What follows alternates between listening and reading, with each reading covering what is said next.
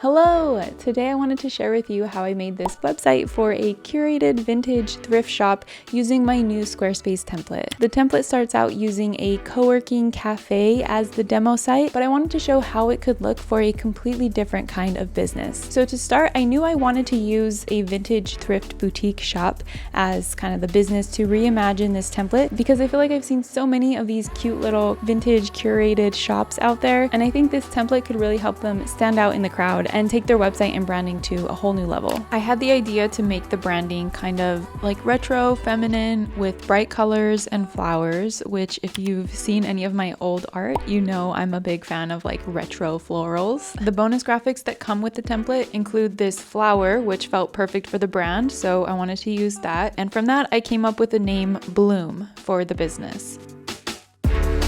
The first thing I did on the template was change the colors. I wanted the colors to be bold and bright, but also lean towards feminine. So my first impulse was to make it pink. And then the accent color that seemed to match the pink the best was yellow. Also, the combination of pink and yellow always reminds me of flowers. I wanted the yellow to be a little bit more of a mustard yellow than like a really bright yellow, because that feels a little bit more retro to me. And for the darkest color, I decided to make it kind of like a reddish brown, since that also feels a little more retro vintagey to me. When you're choosing colors for a color palette, you have to make sure that there will be enough contrast between the different colors so that the text will be readable. As I was building this template, I wanted it to be easy for people to change the color palette without it ruining the entire template and having to like go through and change all the color settings. So I followed this like color framework, which is pretty simple. Basically, this darkest color would have to contrast well with this middle color, the accent color, because throughout the template I have some sections that have this accent color as the background color,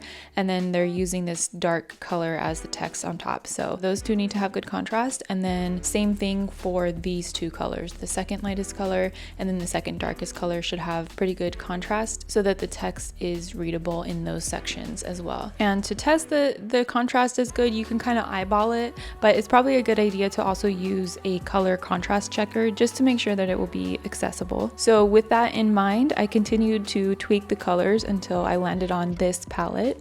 I feel like the yellow, off-white, and reddish brown colors feel kind of like retro vintagey, while the bright pinks give it like a fun and more modern twist.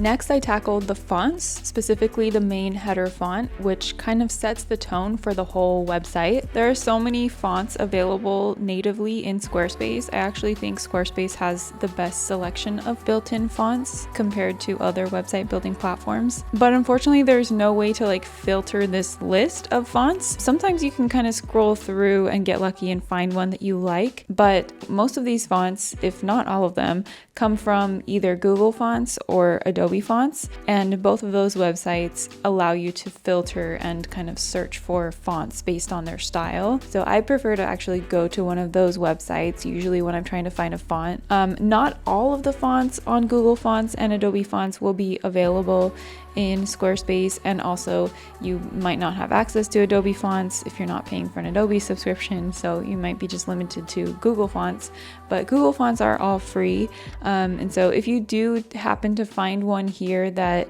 is perfect but it's not available in Squarespace, you could always download it and then install it into Squarespace using some custom code. Unfortunately, they don't have a built-in way to install fonts without using code, but with this template I actually did include the code that you would need to install a custom font just to make it easier. So I used the filters here in Google Fonts, and eventually I found this font which seemed perfect to me, and then I checked Squarespace to see if it was available there, and it was, so that's the one I ended up using. And I felt like the other font, the paragraph font, was fine. It felt like it paired well with the new heading font to me, so I just left it as is. And next I started to change up the content on the site.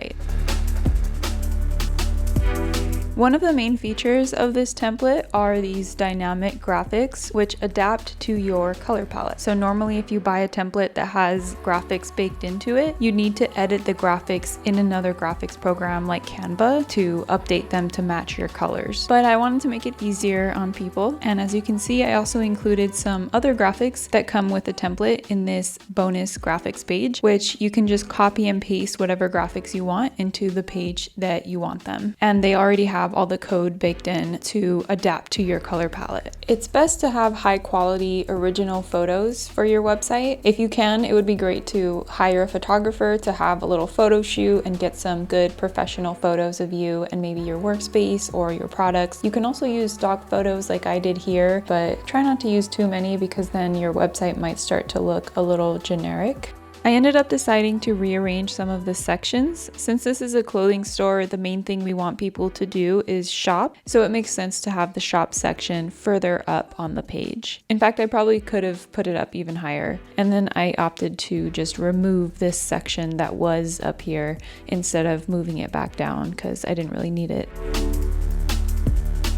I also felt like there should be another shop section on the homepage. So I wanted to add a section that had some category buttons that could lead people to the different categories in the shop page. And there wasn't already a section on the homepage that could fill that need, but this template actually comes with some bonus sections that you can easily add to any page of the website. So this page has all of the sections used on the entire website in case you want to reuse them or accidentally delete a section from a page. This is like a backup. And then at the top, it also has an alternate layout for the above the fold section of the homepage, which is like the very top section. Since I realized that this layout, having like a single big bold word right in the center, might not work for everybody. And then if we scroll all the way down, it also has some alternate footer layouts you can choose from. And below that are the bonus sections that aren't currently used on the website, but that you may have a need for. So in this case, this layout with the 4 category buttons is the one we want. So we just have to save this section by clicking on the heart icon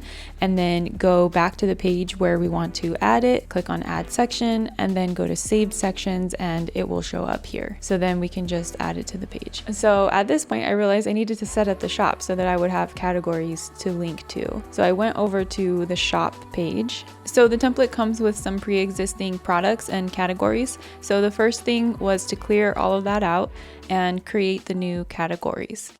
And then it was just a matter of creating all the different products and assigning them to categories. If this were a real website, I'd definitely take some more time to fill out some more product details, like the description, definitely some more photos, the shipping info. There's a lot more stuff to fill out. But since this is just a demo website, I'm just keeping it simple for now. So after adding all the products and also added some flowers to the top header section, this is what the shop page ended up looking like. So then back on the home page, I was able to swap out the images and text for the category buttons and then add links to the different shop categories. So the final thing was just to add some events to fill in that event section on the home page. I considered removing the events page entirely for this website, but I figured it would actually be relevant for a thrift boutique. They might have like pop-ups or like little booths at markets. So this template comes with a pre-designed event template that can be duplicated. So you have a framework for new event pages instead of having to start from scratch each time. After adding all of the events, I was done with the website. So here's a final walkthrough of the homepage. I think it came out so cute. I really like the main header font. That is an amazing Google font find. It's called Ranchers if you want to use it. I'd love to hear what you think of this website. Let me hear it in the comments below. If you're at all interested in using this template to make your website, you can check out all the details in the description below this video. If you're watching this video right when it comes out, I am going to be having a huge sale on the template exclusive to my email list. So make sure you sign up if you want to be a part of that. Thank you so much for watching, and I will see you in the next video. Bye!